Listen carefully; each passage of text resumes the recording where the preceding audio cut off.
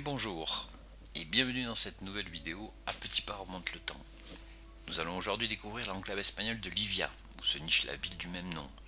C'est une particularité de Cerdagne qui m'a intrigué, et après avoir fait des recherches sur cette ville plus que millénaire, je me suis dit qu'il fallait partager cela avec vous. Revenons d'abord à ses origines. Peuplée depuis l'âge de fer, aux alentours de moins de 3000 avant Jésus-Christ, Livia a toujours été le plus grand centre urbain de Cerdagne, comme en témoignent de nombreux objets néolithiques qu'on a pu y trouver. Elle apparaît la première fois dans l'histoire au sein de la mythologie grecque. C'est Héraclès, l'Hercule des Romains, qui après avoir volé les taureaux de Gérion a choisi Livia pour se reposer et y a construit une ville. Voilà pourquoi Héraclès préside les armoiries de la ville.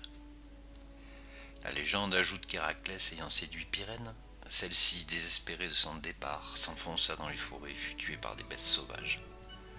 Héraclès lui éleva un tombeau dont on a fait les Pyrénées. On peut donc dire que Livia est à l'origine du nom de la chaîne de montagnes. Une belle gloire locale, non? On réentend parler de Livia en moins de 200 avant Jésus-Christ, quand Jules César y crée un camp fortifié romain durant sa campagne de Gaule.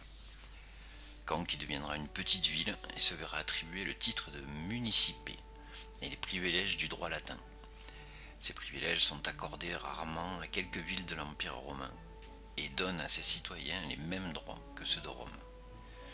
C'est d'ailleurs Jules César qui la nommera d'abord Iulia Libica, puis elle deviendra Livie en l'honneur d'une impératrice romaine. Livia restera la capitale de Cerdagne durant tout le Moyen-Âge et sera tour à tour conquise par nombre de seigneurs différents, dont le célèbre Guifred el Pelout. Mais je ne m'étendrai pas sur cette longue succession de guerres seigneuriales qui seront peut-être un sujet d'une prochaine vidéo. Arrêtons-nous maintenant sur l'événement qui scella le statut de Livia et la fille espagnole jusqu'à nos jours. C'est le traité des Pyrénées qui en 1659 mit fin à la guerre de 30 ans entre la France et l'Espagne. N'arrivant pas à se mettre d'accord sur le partage de la Cerdagne, de tortueuses négociations se firent entre les envoyés des deux nations pour aboutir à un accord qui stipulait que 33 villages proches de la frontière appartiendraient à la France et le reste de la Cerdagne irait à l'Espagne.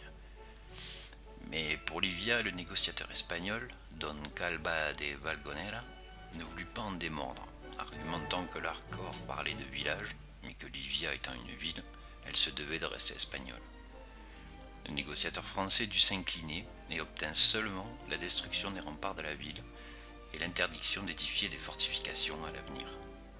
C'est donc le 22 novembre 1660 que l'enclave fut créée, ainsi qu'une route neutre la reliant à Puigcerdà et qui était exempte de taxes douanières, ce qui pendant longtemps favorisa la contrebande frontalière.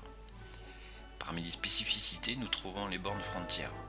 Partout en Espagne, elles portent la lettre E côté espagnol et F ou P côté français ou portugais. Mais ici, nous trouverons un double L côté Livia et une lettre correspondant à la commune côté français. Vous trouverez encore quelques-unes de ces bornes en vous promenant dans les environs de Livia. Voilà, j'espère que cette vidéo vous aura plu et je vous dis à bientôt sur un petit pas.